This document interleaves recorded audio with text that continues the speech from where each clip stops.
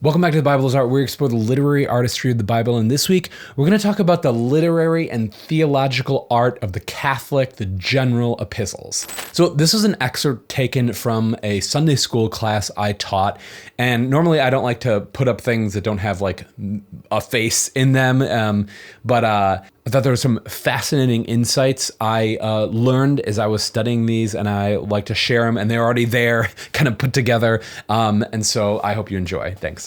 I want to start, before we jump into any of the books, I want to start by just noticing some things about this collection of 7 books in general. But even before we can do that, we have to look at the story up to this point. And that's because when we look at where we are in this one story of the Bible, we are all the way down here at the end. And if these books in this image right here were actually organized according to their length, this would actually be even more extreme, because we are right at the tippy end of this story. And like any story, you can't just jump into it at the end, because a lot of themes and things and characters have already happened. So let's review the story up to this point. So the Old Testament begins with one story. And this story goes from Genesis through Kings. Now, a quick footnote. I'm working here with the order of the books in the Hebrew Bible. It's slightly different than most of the orders in our English Bibles, which come from the Septuagint, which is just the Greek translation of the Old Testament. So the Old Testament begins with 9 books: Genesis, Exodus, Leviticus, Numbers, Deuteronomy, Joshua, Judges, Samuel, Kings. 9 books, one story. And this is the main narrative spine, the main narrative thread of the Old Testament. And in its most simplified form, we begin with God in his place that he's given to us, the Garden of Eden there. And we end at the end of the book of Kings, out of God's place, out of fellowship with him, what we call exile. And that's this big story. It's like a tragedy, right? It starts off high and it ends low. Then we have Isaiah through Ezra, Nehemiah, and then Chronicles. And this fits together in a certain way. So let's just go into a few details and fill out this picture a little bit. So in the beginning, God creates the heavens and the earth, and you've got this kind of disorderly place. And in the first chapter, God brings order to it. And then he makes little copies, little images of himself. And he says, I want you to do these same things. And he gives us jobs to do. He wants us to be fruitful and multiply. And he wants us to subdue and rule over the earth. And he creates this special place, the Garden of Eden. And it's interesting because we have jobs that God gives us in the garden, and we also have jobs that God gives us out in the world. And so out in the world, we're supposed to subdue it and rule it, like what God was doing in Genesis 1. And inside the garden, we don't have to subdue and rule it, because it's already subdued and it's already been ruling by God and then by us as his vice regents. Inside the garden, God will give us different directions. Inside the garden, we are supposed to serve and to guard. Some of your translations might have tend, but guard is a little bit better translation of the word as we see it used later and even in the story, because just in a few verses, it's going to be clear why they need to guard the garden, because there's a dirty snake coming in. So we have jobs out in the world, and we have jobs inside the church of Eden, the kingdom of God. And our job out in the world is to subdue it and to rule it for our king, right? To expand the garden out into the world. And when we have expanded that, we have to care for it, we have to serve it, and we have to guard it from intruders who will disrupt, bring violence and evil into the garden, right? So that's the beginning. Well, we know what happens in the story.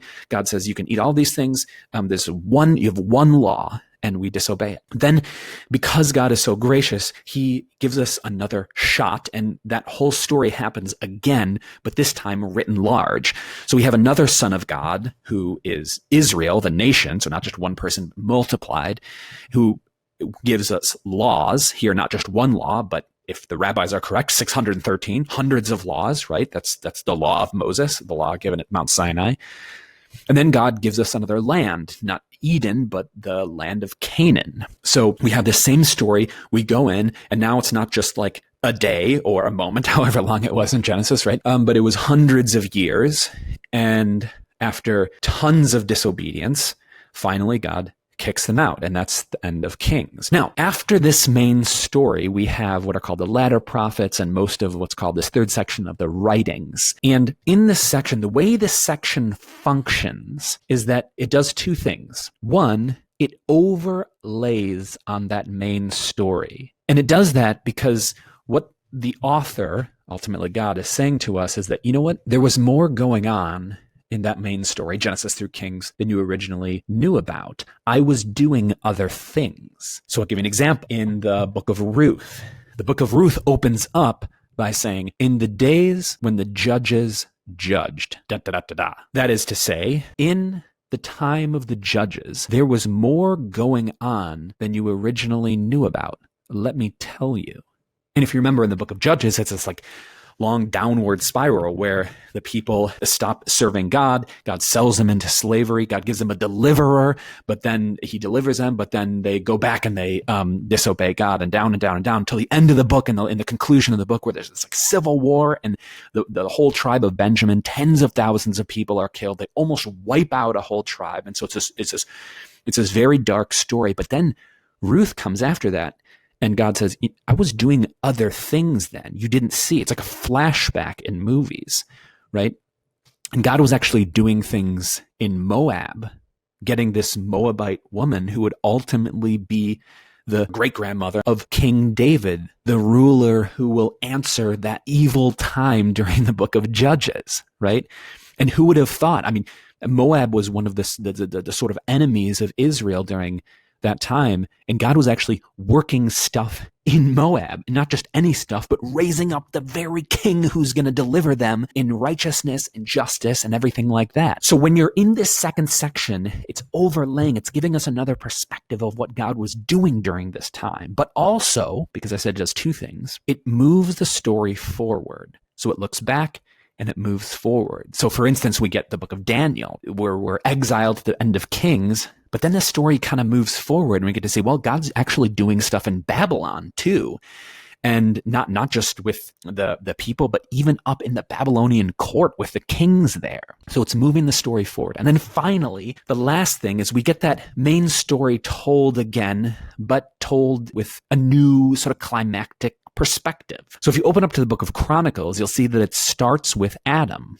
It starts with 9 chapters of genealogies, but those genealogies start with Adam, and we move through to exile. So this is the structure of the Old Testament. And what's interesting and important about that is that the New Testament is structured the same way. So we have a main story, a main narrative spine. This time, it's not the story of Israel, but it's the story of Jesus. So we have Matthew, Mark, Luke, John, and Acts. And Jesus is this new Adam. He's reconstituting Israel around himself. He's bringing the new creation, just like we defiled the new creation in Genesis and again throughout the whole Old Testament. Jesus is renewing it, right? He's going around, he's healing people, he's bringing life. And when he starts teaching, what is his message? His message is, hey, the kingdom is right here. Jesus is bringing the kingdom in his ministry. So we get the kingdom. And then we get the book of Acts. And if you remember how Acts opens up, Luke will say, hey, in the first volume, I told you what Jesus began to do. And here he's going to talk about what Jesus continues to do in the Spirit. So Jesus, he teaches, he dies, he's resurrected, and then he sends his Spirit. It fills the church. And then this church starts to grow. You see, most of what Jesus is doing is in Israel, in the garden, right? Because he's got to do what Adam didn't do and Israel didn't do, right? They didn't fight with the serpent correctly. So Jesus is purifying the garden. But then just like God creates and then he makes little images of himself, that's what happens here too. And so we get filled with the Spirit. In the Acts, we see the kingdom expanding out of the garden, out of Israel into the world. And we get largely the ministries of Peter and Paul. in the book of Acts. So the gospel is the kingdom, the new creation, the new Israel is moving out throughout Acts, and we move all the way, and the book of Acts ends in Rome. And that's where we pick up in the next letter, the book of Romans. And in the second section, it functions the same way. It overlays. So we saw what happened during in the book of Acts, but these letters tell us, hey, there's more going on there than we knew. And so we get to hear more of what Paul's ministry was like. And so we get Paul's letters and then Peter and John and etc. Then we get to the book of Revelation. We get the same thing. We get that main story retold about Jesus and what he's doing, but this time from a new perspective. And in the book of Revelation, it's from a heavenly perspective where the world is unveiled. That's what Revelation means. So this is the structure of the New Testament. Now, let's break this out a little bit more because we want to zero in on our Catholic epistles to see where we are. So Jesus brings the new creation, the new kingdom, the kingdom of Israel here. He's a new Adam. He gives birth to this. And then we get Paul and we get these letters to the 7 churches. And you might be thinking, wait,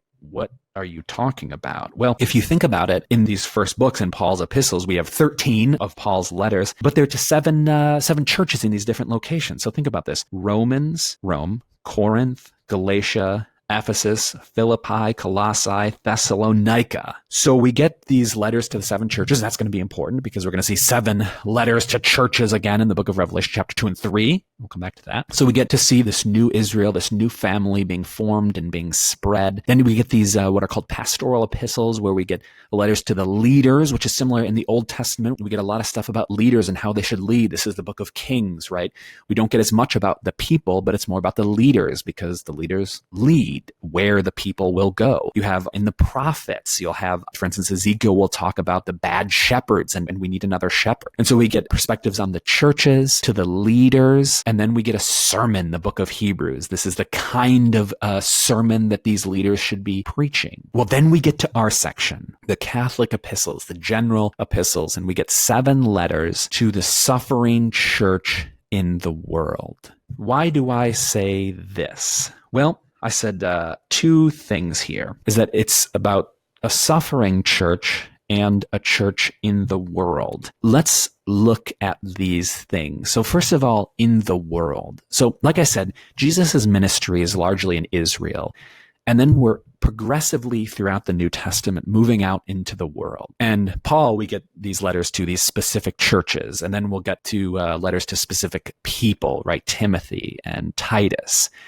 Well, by the time we get to these Catholic epistles, they're called Catholic because they're not written, or sometimes you hear this described, to specific churches. And in a sense, that's true, but it is addressed to someone, and it's important. And here's what it says. This is how the book of James opens up. To the 12 tribes in the dispersion. If that's an unfamiliar term, but dispersion is just the word for exile, when the people are dispersed, right? In the Old Testament, when they were exiled at the end of the book of Kings. James has said, I'm writing to the 12 tribes in the dispersion, right? So he's not saying, a particular church here, but to 12 tribes. And this is not talking about ethnic Jews or anything like this. This is the new Israel that Jesus is constituting around himself. He calls the 12 disciples, right? And this is just an image of Jesus is creating a new Israel. So you have these 12 tribes and they're in the dispersion. That's us. That's us, this church going out into the world. Or First Peter will address this. Those who are elect exiles of the dispersion. Or in 1 John, we have the world used, talking about the world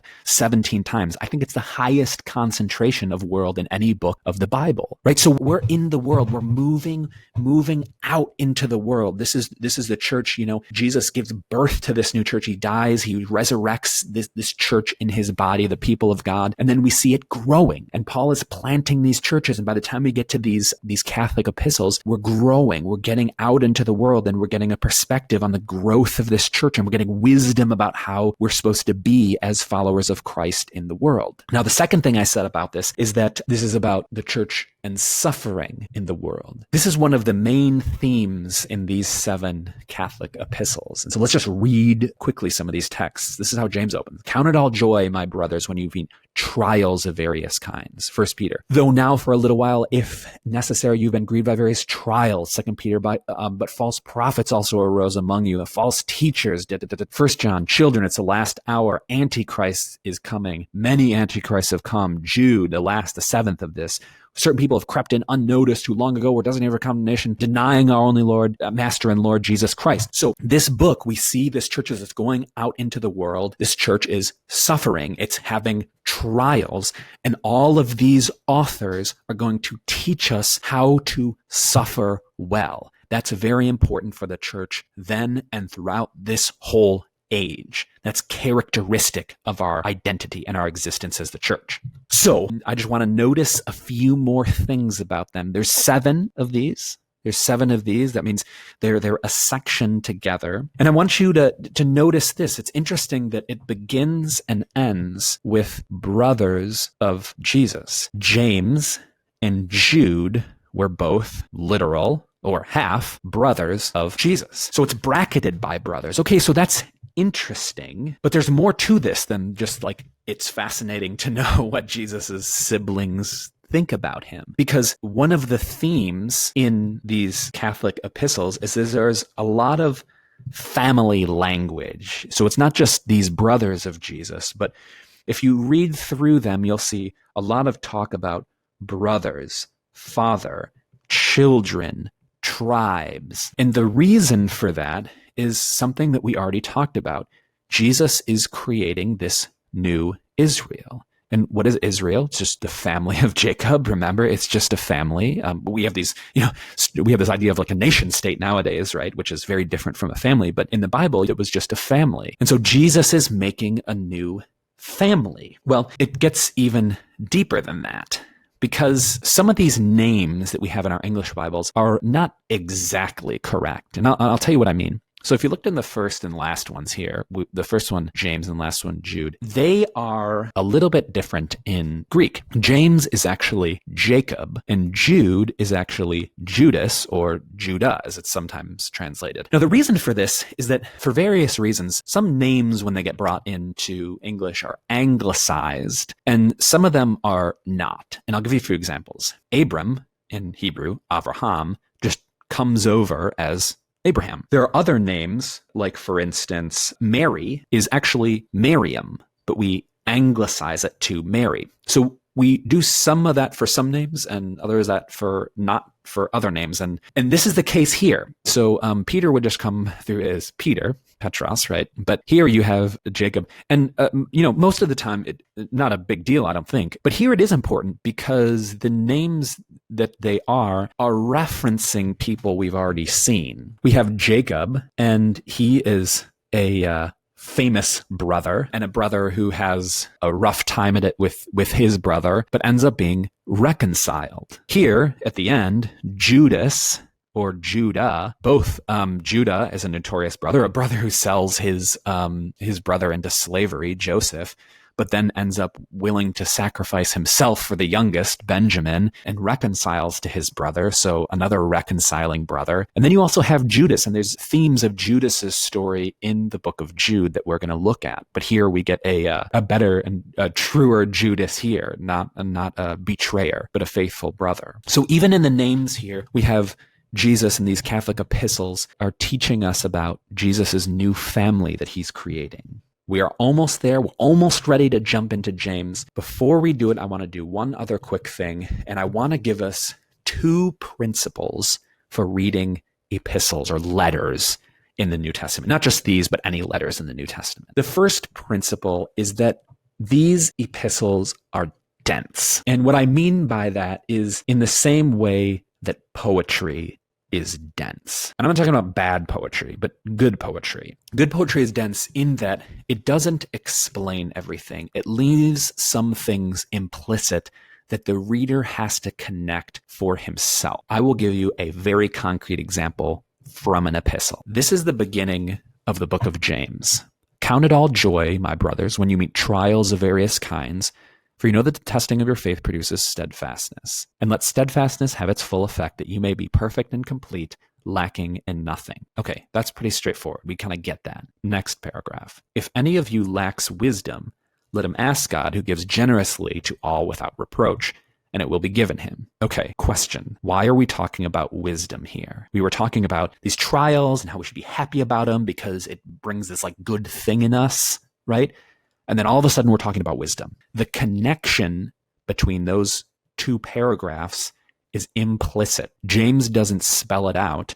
We as readers have to work it out. And we should not think that as we read through, it's just a bunch of unconnected statements in a random order. No. James is very careful. Our God is very careful. But a lot of these things are left implicit. And so we need to meditate, to pray, and understand what's going on. Connected to that is that these are unified.